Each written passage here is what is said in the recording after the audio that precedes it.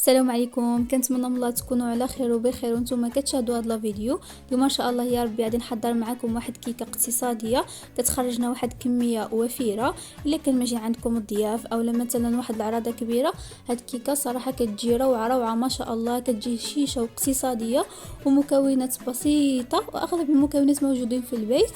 قبل ما ندوزو الطريقه ديال التحضير والمقادير، ما تنسوش متابعه قناه حلويات الامهات فضلا وليس امرا. كنقول لكم شكرا على الاشتراك في القناه. بالنسبه للمقادير غادي نحتاجو 300 غرام ديال الدقيق، ما يعادل 3 ديال الكيسان ديال الدقيق عبار ديال العنبه، ولكن ما غاديش نضيفو الدقيق كامل، حنا كنخلطو حنا كنضيفو. المهم انا غادي نشارك معكم الطريقه كيفاش. غادي نحتاجو واحد شاصيه ديال الكاكاو حلو، واحد شاصيه ديال خميره الحلويات من فئه 20 غرام، 9 ديال البيضات من حجم متوسط، زلافه ديال السكر، زلافه ديال الزيت، واحد راس معلقه يعني رشه ملح لمعادله الذوق. عندي هنايا 3 معالق كبار ديال الزبيب مقطع صغير، و3 ديال المعالق كبار ديال الكركاع حتى هو مقطع صغير، و3 ديال المعالق كبار ديال الكاكاو مر. وندوزو هنايا على بركه الله الطريقه ديال التحضير. اول حاجه غادي نوضع البيضات، غادي نوضع ديك 9 ديال البيضات.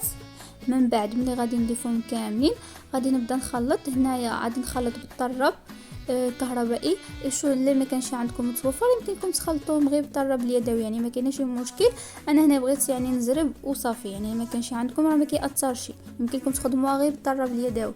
هنايا غادي نوضع السكر تدريجيا، يعني ما غاديش نوضعه في دقه واحده، انا كنوضع وانا كنخلط، يعني ديكشي تدريجيا، ما غاديش نوضعوا السكر في دفعه واحده. كذلك بالنسبه للزيت غادي نوضعوه حتى هو عبر دفعات، يعني ما غاديش نضيفوه في دقه واحده. ضيفوا شويه وخلطوا، ضيفوا شويه وخلطوا، وانتم كتخلطوا غادي يبقى يبان لكم بان الخليط كيتجانس مع بعضياته، حتى اللون ديال البيضات ما كيبقاش اصفر كما كان في الاول، يعني كيتغير لو كولور ديالو، ما كيبقاش كما هو. المهم كنستمر هنايا في الخلط جيدا حتى يتجانسوا لنا هاد المكونات مزيان مع بعضياتهم، والحبيبات ديال السكر ما يبقاوش كيبانوا، يعني عادي السكر يذوب في الخليط. وفي هذه الاثناء من بعد ما خلطت الخليط جيدا غادي نضيف ديك راس معلقه ديال الملح، غادي نضيف 3 معالق كبار ديال الكاكاو، وغادي نضيف عليهم ديك الشاصيه ديال الكاكاو حلو، وغادي نضيف عليهم ملعقه ديال الدقيق، ملعقه كبيره، وخميره ديال الحلويات حتى هي غادي نضيفها. غادي نخلط هاد المكونات جيدا مع بعضياتهم، عاد غادي نضيفهم على الخليط. وهنايا غادي نستعمل الطراب اليدوي، لهذا السبب اللي قلت لكم انا يمكن لكم تستعملوا الطراب الكهربائي او الطراب اليدوي، يعني ما كيأثرش على حسب المتوفر في المنزل. حتى بالطراب اليدوي يعني كتجي رائعه وكتجي شيشه وما شاء الله. كنتمنى انكم تجربوها وتردوا عليا في الكومنتات. والمقادير ديالها يعني اقتصاديين، يعني ماشي شي مقادير غاليين اللي صعب انكم تعدلوها، هي مقادير ديالها اقتصاديين بزاف. هنايا من بعد ما غادي نخلط الكاكاو والخميره والكاكاو والخميره غادي نضيف الدقيق. بالنسبه للدقيق غادي نضيفوه تدريجيا، يعني ما تضيفوش الدقيق دفعه واحده، ضيفوا بقى تضيفوا بمعالق. انا ضفته بمعالق، ضيفوا نتوما بمعالق، يعني ضيفوا المعلقه الاولانيه ولا 2 معالق، وانتم كتخلطوا حتى تبقى ترسم لكم 8، يعني ما تكمل لكم 8 في العجينه. نتوما كتخلطوا، نتوما كتضيفوا الدقيق وكتخلطوا بقى ترسموا 8. الا ترسمتكم 8 في الخليط ما تزيدوش تضيفوا الدقيق صافي، يعني كيكون القوام هو هذاك هو القوام اللي خصنا نحصلوا عليه في الاخر. وهنا كما غادي تشوفوا غادي نبقى نضيف الدقيق في واحد الساعه تبقى 8، يعني ملي تكمل لكم 8 ومثلا ترسموا 8 وتوصلوا حتى الاخر، يعني اخر كتابه ديال 8 وتبقى لكم فوق العجينه، غتعرفوا بان الخليط صافي، هذاك هو القوام اللي خصنا نحصلوا عليه في الاخر. يعني ما تزيدوش تضيفوا الدقيق باش ما تجيكمش يعني قصحه وما تجيكمش يعني كيكه غليظه، خصها تبقى يعني هشيشه، حيت الكيكه نتوما عارف كما كنعرفوا خصها تكون هشيشه باش كتجي مزيونه، وحتى في المذاق ديالها يعني كتبقى مزيونه.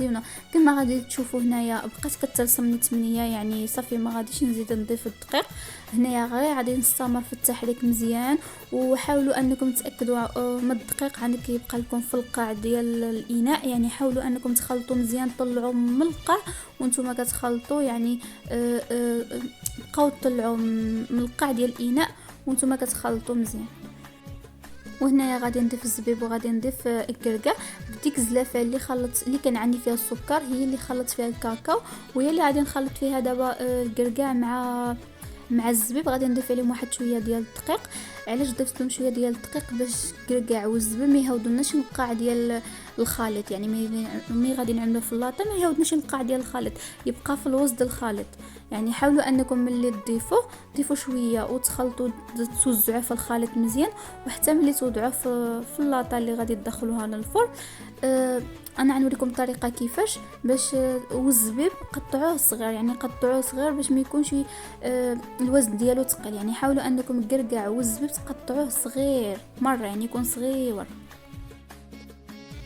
وهنايا من بعد ما انتهيت من تحضير الخليط ديال الكيكه غادي نشارك معكم اللاطه اللي استعملت انا.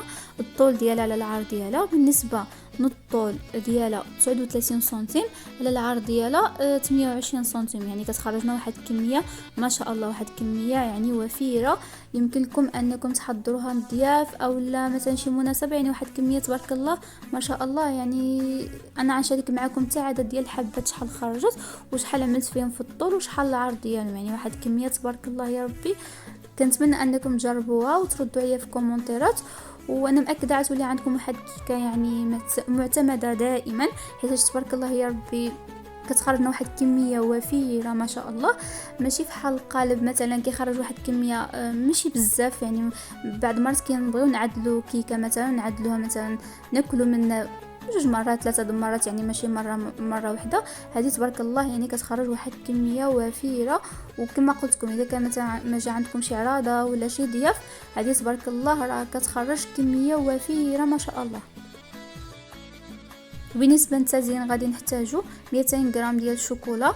بالنسبه للنوعيه ديال الشوكولا انا استعملت نوعيه ممتازه، لان انتم عارفين ما يمكنكمش تستعملوا 5 بحال الكيكات بحال هكذا، حيت المذاق ديالهم صراحه ما كيكونش مزيون. ضروري خصكم شي يعني يمكن لكم تستعملوا هيدا غالا ولا مهم يمكن لكم تستعملوا شي شوكولا تكون مزيونه.